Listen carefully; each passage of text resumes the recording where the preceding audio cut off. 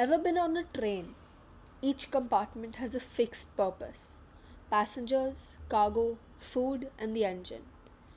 Tuples are actually like trains: fixed, ordered, and reliable.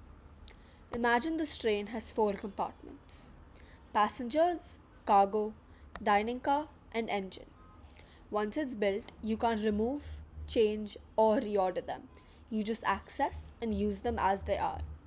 That's exactly how a tuple works in Python. Let's code our train using a tuple. That's how you would do it. Train is equal to curved bracket and then your elements. This is a tuple named train with four elements. Tuples are ordered, which means every item has a fixed position called an index, which always starts from 0. It's not 1, 2, 3, it's 0, 1, 2, and so on. Just like looking into the third compartment by saying train 2 will print out the dining car. What if you try changing an item? Let's see what happens.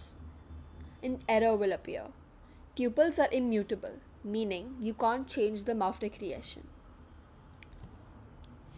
Here are some properties of tuples. They are ordered, immutable, can store various different data types, and they are indexable.